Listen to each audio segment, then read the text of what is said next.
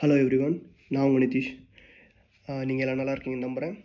இந்த வீடியோவில் எதை பற்றி பேச போகிறோன்னா, இந்தியாவோட மிக முக்கியமான ஒரு நட்பு நாடு இந்தியன்ஸ்க்கு விசா ஃப்ரீ என்ட்ரி கொடுத்துக்கிட்டு இருந்தாங்க. அதை இப்போ பேன் பண்ணியிருக்காங்க. அது எந்த நாடு, அது எதனால் பேன் பண்ணியிருக்காங்க, அதை பற்றி இந்த வீடியோவில் டீட்டெயிலாக பார்க்கலாம். ஃபர்ஸ்ட் ஆஃப் ஆல் அது எந்த நாடுன்னு பார்த்தீங்கன்னா, ஒரு இஸ்லாமிய நாடுகளுக்கு தலைவன்னே சொல்லலாம். முக்கியமாக ஷியா பிரிவு இஸ்லாமியர்களுக்கு தலைவன்னு சொல்லக்கூடிய ஈரான். உங்களுக்கு அந்த நாடை பற்றி தெரியும். ஷியா பிரிவு இஸ்லாமியர்கள் அதிகபட்சம் வாழ்கிற நாடு மக்கள் தொகையில். ரெண்டாவது வந்து இந்தியா. ஓகே, என்னதான் ஈரான் வந்து அமெரிக்காவாலேயும் வெஸ்டர்ன் கண்ட்ரிஸ்னாலேயும் பேன் பண்ணியிருந்தாலும், எக்கனாமிக்கல் சேங்ஷன்ஸ் போட்டிருந்தாலும், ஈரானோட டைஸ் பார்த்தீங்கன்னா நார்த் கொரியா, சைனா, ரஷ்யா கூட ரொம்ப ஸ்ட்ராங்காக இருக்குது. அது மட்டும் இல்லாமல் இது ரொம்ப முக்கியமான ஒரு நாடு. அது ஜியோ பொலிட்டிக்கல்ஸை பொறுத்த வரைக்கும். அதுக்கு ரீசன் என்னன்னு பார்த்தீங்கன்னா, அதோட லொக்கேஷன். இப்போ பார்த்தீங்கன்னா அதோட பார்டர் பார்த்தீங்கன்னா பாகிஸ்தான், ஆப்கானிஸ்தான், ஈராக், டர்க்கி, இந்த மாதிரி மிக முக்கியமான ஜியோ பொலிட்டிக்கல்ஸில் இருக்க நாடுங்களுக்கு சென்டராக இருக்குது. அதே மாதிரி அதோட மேரிடைம் பார்டர் பார்த்தீங்கன்னா கல்ஃப் கண்ட்ரிஸ் கூட ஷேர் பண்ணது. Oman, Qatar, Kuwait, Saudi Arabia, UAE கூட ஷேர் பண்ணுறனால ஈரான் பார்த்தீங்கன்னா ரொம்ப முக்கியமான நாடு. அது வந்து இந்தியன்ஸுக்கு வந்து விசா ஃப்ரீ என்ட்ரி கொடுத்துக்கிட்டு இருந்தாங்க. அதை இப்போ வந்து பேன் பண்ணியிருக்காங்க. So first of all visa free entry என்னென்னு பார்க்கலாம். விசா ஃப்ரீ என்ட்ரினா விசாவே இல்லாமல் உள்ளே போகிறது கிடையாது. நீங்கள் போய் இறங்குற வரைக்கும் உங்களுக்கு விசா தேவையில்லை. இந்தியன் ஏர்போர்ட்டில் வந்து பார்த்தீங்கன்னா ஈரானுக்கு போகிறேன்னு சொன்னீங்கன்னா உங்களுக்கு வந்து விசா கேட்க மாட்டாங்க. ஆனால் நம்ம இறங்குறப்போ அங்கே போயிட்டு உங்களுக்கு வந்து வேலிடான ரீசன் கேட்பாங்க. எதுக்காக உள்ள ஈரானுக்குள்ளே வரீங்கன்னு கேட்பாங்க. நீங்கள் சொல்லலாம், சும்மா இந்த மாதிரி இங்கே மெடிக்கல் ரீசனுக்காக வந்திருக்கேன், ரிலேஷனை பார்க்க வந்திருக்கேன், இல்லாட்டி ஆன்மீக பயணமாக வந்திருக்கேன், இல்லாட்டி பார்த்தீங்கன்னா டூரிசத்துக்காக வந்திருக்கேன்னு சொன்னால் உங்களுக்கு வந்து அவன் அப்போ விசா கொடுப்பான். விசா ஆன் அரைவல்னு சொல்லுவாங்க. ஒரு 90 days போட்டு உங்களுக்கு கொடுப்பாங்க.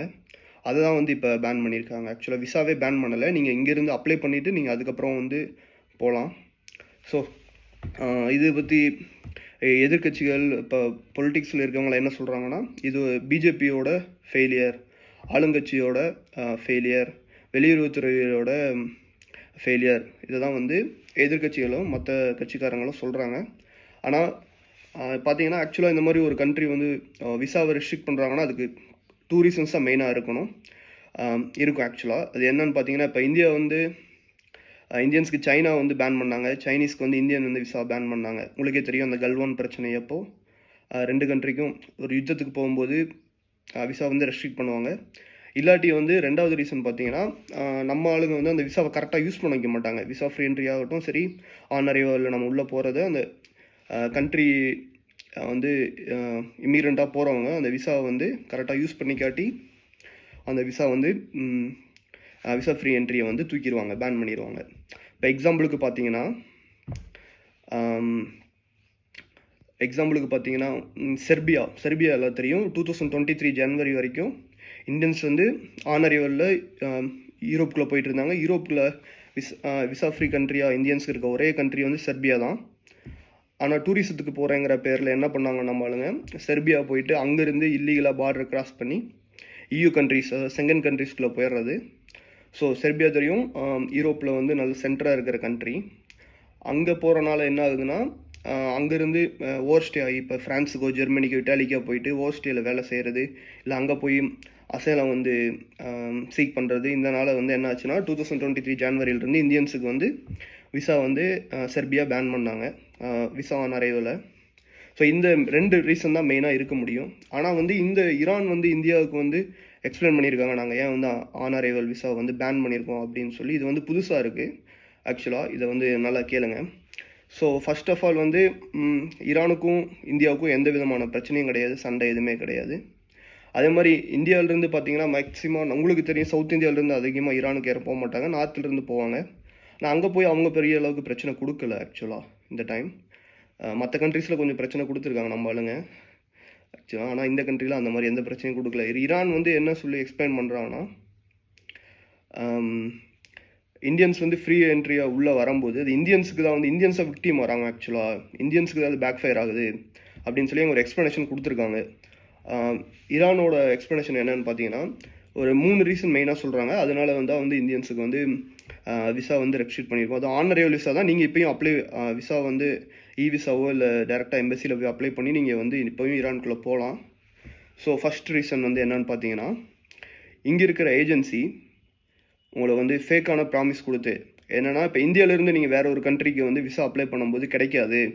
இங்கேருந்து என்ன பண்ணுறாங்கன்னா, உங்களை ஈரானுக்கு வந்து ஃப்ரீ விசா இல்லாமல் உள்ளே என்ட்ரி பண்ணிவிட்டு ஈரானில் இருக்கிற மற்ற கண்ட்ரியோட எம்பசி, இப்போ ரஷ்யாவோட எம்பசிக்கோ சைனாவோட எம்பசிக்கோ இருந்து நீங்கள் விசா அப்ளை பண்ணால் உங்களுக்கு வந்து ஈஸியாக கிடச்சிரும். அந்த மாதிரி ஃபேக்கான ப்ராமிஸ் கொடுத்து உங்கள்கிட்ட அமௌண்ட்டை நிறையா வாங்கிட்டு ஏமாத்துறாங்க. அதனால இந்தியன்ஸ் நிறைய மோசடிக்கு உள்ளாராங்க, இந்தியன்ஸ் வந்து விக்டிம் ஆகிறாங்க அப்படின்னு சொல்லி ஈரான் வந்து ஒரு எக்ஸ்ப்ளனேஷன் கொடுத்துருக்காங்க.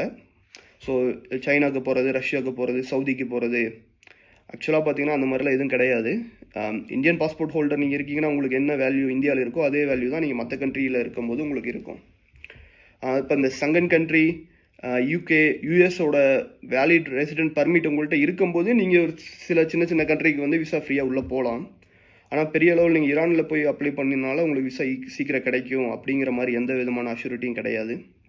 ஸோ ரெண்டாவது விஷயம் பார்த்தீங்கன்னா, என்ன தான் ஈரான் வந்து ஒரு டெக்னாலஜி ஓரளவுக்கு டெவலப் ஆன கண்ட்ரியாக இருந்தாலும் அந்த தெஹ்ரான் அந்த மாதிரி ஒரு சில இடங்கள் மட்டும்தான் ரொம்ப அண்டர் த சர்வேலன்ஸ் கேமரா ஒரு இது இருக்கும். மோஸ்ட் ஆஃப் த பிளேஸ் வந்து பார்த்திங்கன்னா ரூரல் ஏரியாவாக தான் இருக்கும். மக்கள் தொகை கம்மியான பெரிய கண்ட்ரிங்கிறனால, ஒரு பாலைவன கண்ட்ரிங்கிறனால நிறைய ரூரல் ஏரியா இருக்குது. இங்கேருந்து ஃபேக் ஏஜென்சி என்ன பண்ணுறாங்கன்னா, டூரிஸ்ட்னு கூட்டிகிட்டு போயிட்டு அங்கே வந்து அவங்கள மாட்டி விட்டுறாங்க. அங்கே வந்து நிறைய